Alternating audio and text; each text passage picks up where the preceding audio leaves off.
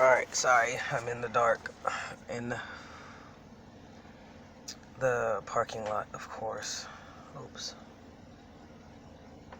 Why are my eyes doing that?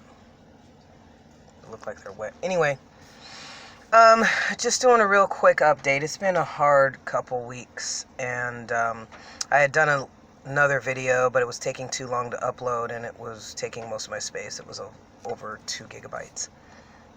So, yeah, I just deleted that. But it was juicy, though. It had some weird, creepy guy in shorts during the pouring rain with one shoe on, no socks, and his male pit bull just staring at me while I was actually doing the first video. And I'm talking, and he's just staring at me like... So, I got a little bit roused because I've had a hard day today.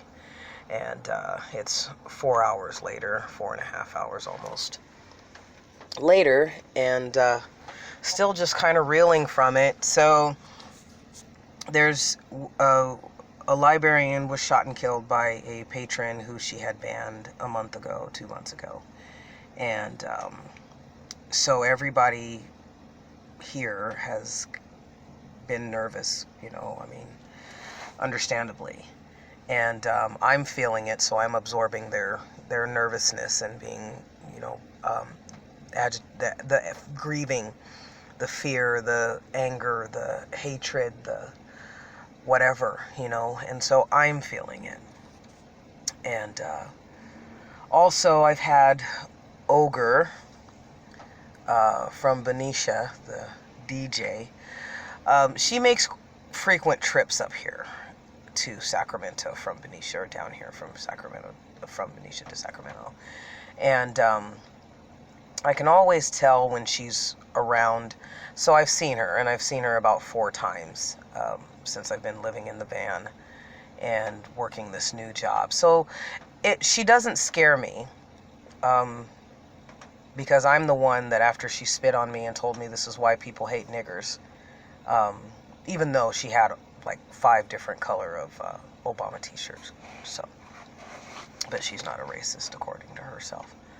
But every black woman that she's told me about that she's been with, she's beaten. She raped one and beat her, and beat the other one, and held her and her child hostage. That lady was not mentally stable, according to the Washington Post, where you can find the article, or if I don't post it up in this video or insert it. So anyway, so it wasn't that. It wasn't her, because she never gets close enough for me to put hands on her, because that's exactly what's going to happen. And I'm not advocating that, but, when you deal with somebody with borderline personality, and we were soulmates, sabotaged, cut my dog's eye, sabotaged me financially, played mind games, even though I saw through it all, and I think that's what aggravated her the most, to where she felt that she had to go to the extreme and cut my dog's eye behind my back while I was in the room. So anyway, there's been a lot of patrons that we have, regulars who come in, and some of them, have mental problems, and some of them are alcoholic with mental problems. And so, since the shooting death of this wonderful librarian, everybody's been scared and nervous, and they're being professional about it. But I've been feeling tense myself and wanting to protect them, because the only thing that I can do is observe and document for the most part. And too many times I've almost lost my temper, and that's what scares me the most. Too many times. And if this week, it's been this week, and Sunday's the end of the week. So anyway, a few days ago, guy come in here, he's regular, him and his girlfriend, I remember them from being on the streets. And I didn't really care for either of them then. But, you know, this is my job, whatever. And I kind of felt some kind of, you know, obligation or whatever. But, you know, like I said, this is my job. And just because I saw you on the streets, it's not like we did anything for each other. There was no protection or support. I mean, you know, I just watched the guy twice. He stole from Besame Mucho some alcohol. He wanted it. And he stole it. And they caught him. And whatever. So anyway, he's always drunk when he comes in. He's belligerent. And he talks way too loud. And he talks about being a sergeant in the military and all this other kind of shit. And whatever. So the day that he started up was the day that the librarian was shot.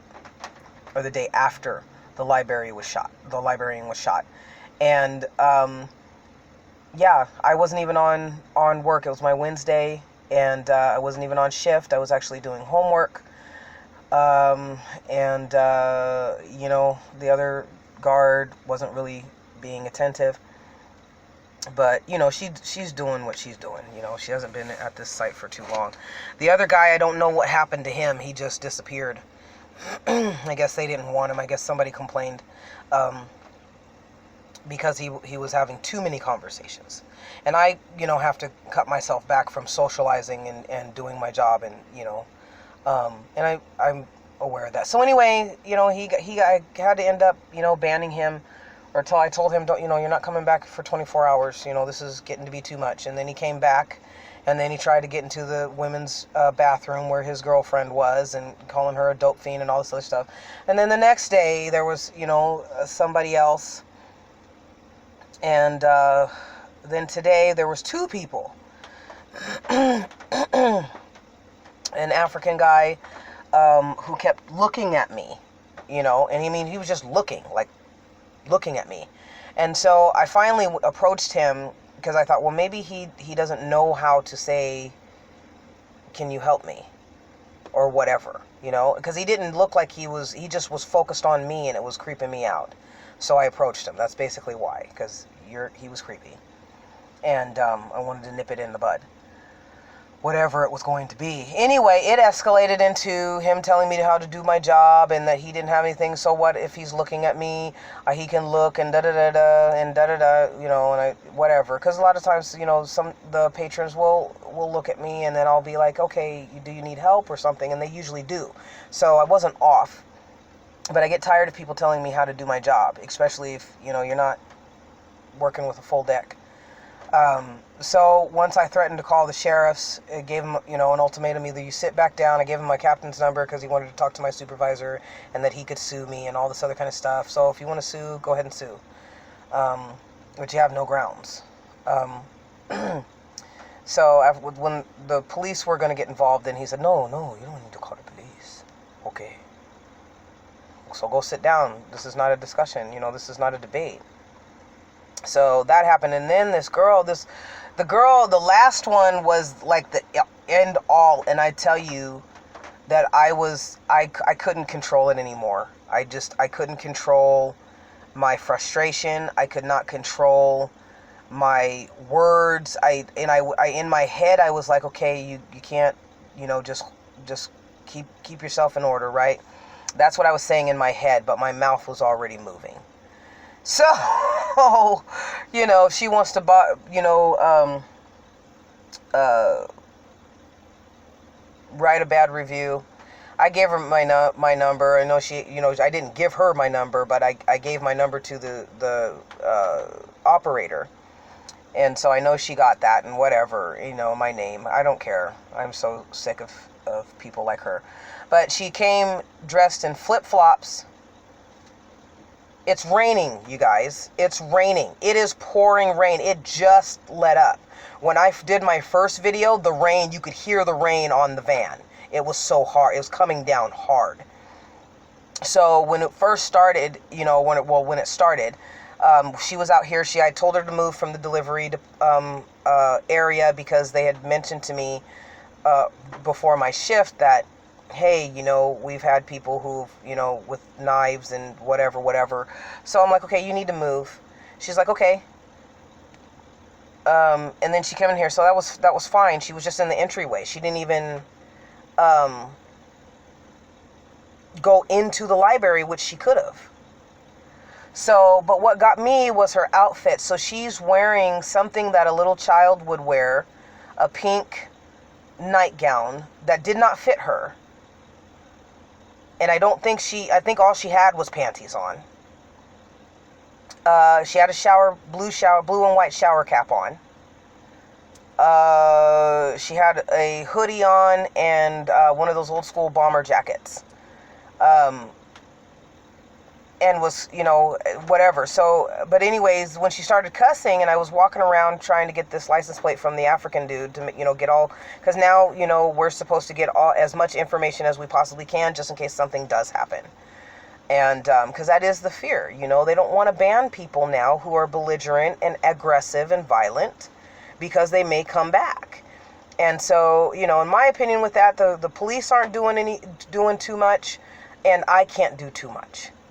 So all I said is, you guys don't ban them, put it on me, because, and then whatever happens, happens, but at least you guys don't have to worry about somebody trying to walk in and, whatever. But I mean, I'm very perceptive, and now everybody's on high alert, so I've absorbed their fear, and it's my fear and my frustration because I'm limited.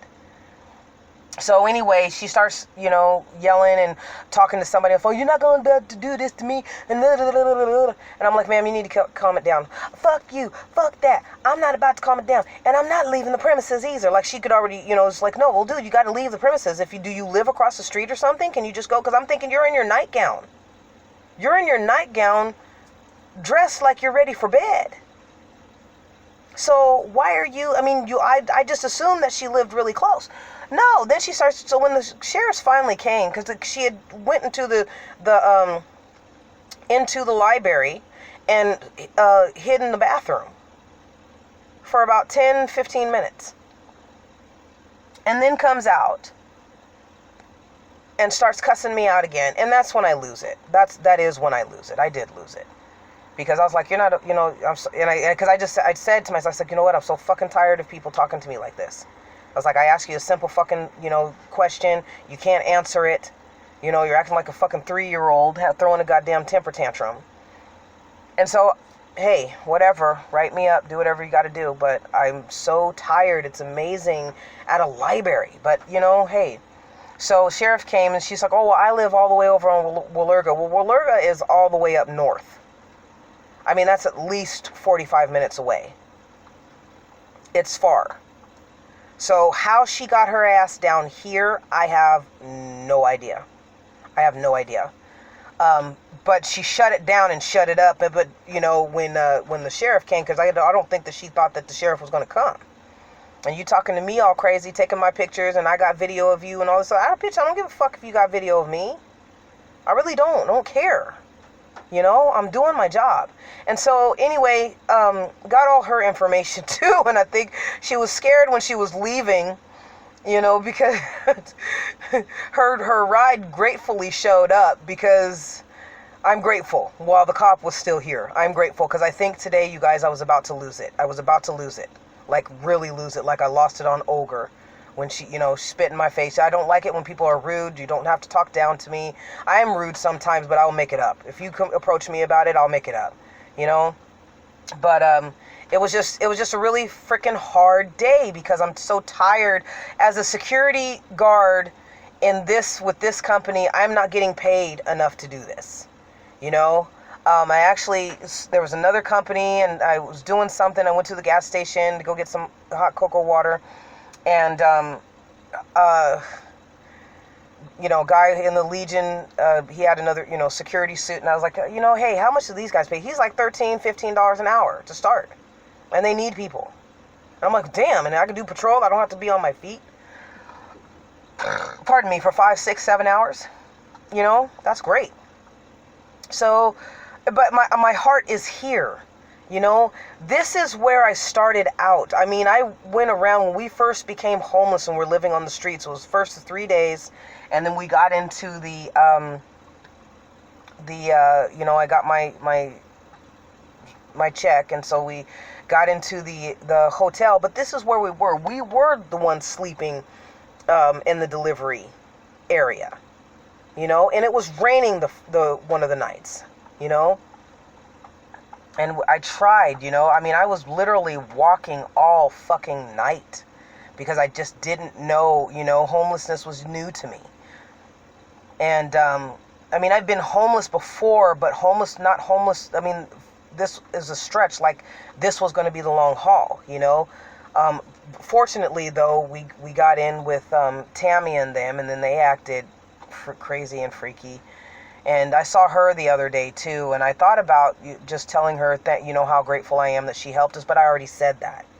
You know, I already said that. They already knew that. That wasn't what their concern was. Their concern was trying to get other stuff from me that I wasn't willing to give. And so, you know, the best thing, I mean, Olga did the same thing.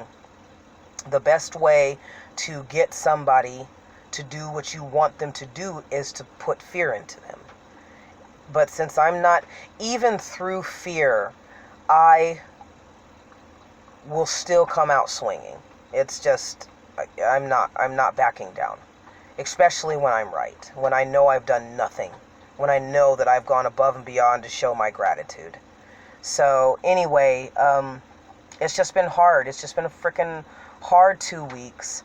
And then seeing, you know, Olga here, you know, I see her, like I said, I see her all the fucking time, and all she does is stare and lurk, and she thinks that nobody sees her, and that's the most bizarre thing. And maybe it's worked before on other people, but I am just highly intuitive, you know, very intuitive. So if I already have your energy signature and you pop up, I'm going to be like, okay, I see you, you know. Plus, I always ask my guides and my ancestors and mama to, you know, cover our blind spots. And that means do not allow anybody with evil intentions to be in my blind spot.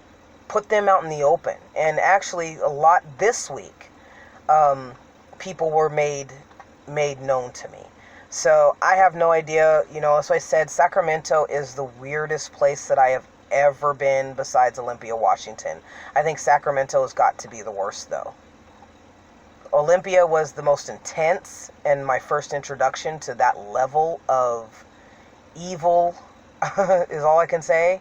And Sacramento is just real insidious about it. And it's like another world. It's like you have a surface world and then you got another world. So yeah, I'm done. I'm tired. I want to cry. Things are going good. You know, the van is running. We got food. I got money in my pocket. Actually, I got some Christmas gifts, you know, and got some money. So after I do this video and upload it, I'm gonna go and get me a Jack in the Box burger meal. And kids are in the back, and grandbabies are in the back. They're doing good. And you know, I'm just trying not to worry as much and just try. I would love to. My goal is to stay when one of the supervisors is going to retire, and I love her, you know, Jill. She's going to retire in August of this next year. So then I want to go on my birthday, you know. But I want to know what it's. I desire to experience what it's like to be at a job. I don't think I've ever been at a job for longer than 6 months. You know, I've never been in a relationship for longer than 6 months. So, I just want to know, I want to experience this. And I like these guys because we've gotten to know each other. We keep gradually getting to know each other. But I did feel today that after, dealing with the African guy and him getting so heated and everybody was talking before, one of the ladies was really scared and nervous and, about banning and wondering if I had any plans or if my, bosses had any plans. And hey, I'm just doing what I can do, I mean, and I'm doing the best that I can. And, I wonder sometimes, am I going overboard? Could I said that better, I'm just not a passive person. I'm so, here in Sacramento, I noticed that, people can be screaming at the top of their lungs like babies. These are grown 40, 50, 60-year-old people. And they're screaming at the top of the lungs, like when I went, was at the one convenience store we used to, sleep behind. And lady comes up, she just has an attitude. She has an attitude. And, she bumps into us, me and this other guy. And I said, you could have said, excuse me. Fucking excuse me. Fuck you, bitch, bitch, bitch. That's all I kept hearing was bitch until I stepped out in the parking lot, even after she got something out of her trunk. And this is what I tell you about me. You're not going to punk me. I'm so tired of being bullied. Sacramento is a bullying city. They're just a bullying fucking city, and I'm tired of them. Just so toxic and immature. It's like the whole fucking place is like that. Let us throw tantrums and you just take it. You process what the toxicity that we've infected you with now. And then we'll hate you for it. That's basically how this place is. So I'm so fucking tired of being around toxic people right now. And yeah. So, but that's just been my freaking week. But like I said, we're okay. We're okay. And, Christmas is coming up. And my plans for that is just to go to the gym. I got those 2 guest passes. I'm going to use them. Maybe I'll luck out and sign up for their, one of their specials. She said it's supposed to be 25 cents to start. And I guess it's like a $40 a year fee. I don't know what that is, but I just really desire to get back to working out so I can help with my stress and with my tension. I'm also wanting, I'm actually talking to healthy women, and so many of us are trans or queer or lesbian or gay, and it's like my perfect, little society, my perfect home. And it's great, and I'm constantly battling myself from being, trying to be too personal, and and just doing whatever. But I mean, really, right now, my life still just feels like a dream. And so when I get that, it's like, yeah, the other place may pay, $2-5 more, but I have history with this place in so many ways. In so many respects. So, and I would just like getting to know people, other anime fans, other readers. Like, I just like it. But I'm also scared, I'm also scared for them. I'm scared for myself. I'm scared of losing my temper. Because I'm going through shit, I have to keep remembering that my body is healing now that we're quiet. Now that things, I can move, I can get out of Dodge, I have some type of authority and power. So when I call the cops, it's not like, oh, yeah, it's not like it was with Charisse, because this is a whole different ball game. People care, that I'm okay. I don't get asked a lot of questions about myself, though. I ask a lot of questions. I think that some people just don't want to know. They already know. It's just like, God, you look like you've been through the ringer, so we don't want to know your story. But we accept you. We love you. So I'm like, okay, I'll take that. But I'm overdue for a cry, and I'm overdue for getting my body back in shape. I was looking at my stomach today, and I'm like, oh my God, what is that? What is that hanging down there? Is it supposed to go over my pants like that? But yeah, so I don't know. We're cool. We're good. We're doing good. It's hard not to worry. It's hard not to just be like, oh God, is this, shoe gonna drop? And I think a lot of times I think with wanting to change jobs or go for another company, it's really not about the money, because I have more than enough. It's not about the money. It's about, there's been a pattern of 3 to 4 months, of having to change things. There's been no consistency in my life lately, except for trauma or having to pick up and go, or, being betrayed or whatever. The list goes on. So, I think, wanting to dodge and, and leave before I'm told, well, we're going to replace you. We don't think that you're fit for this job or to be at this location or something like that. So I am scared about that. I'm very scared. I am very scared. So anyway, hopefully I can upload this. It's not 30 minutes, but it's almost 25. So I just wanted to do this quick update, and I'm going to go get something to eat. So peace.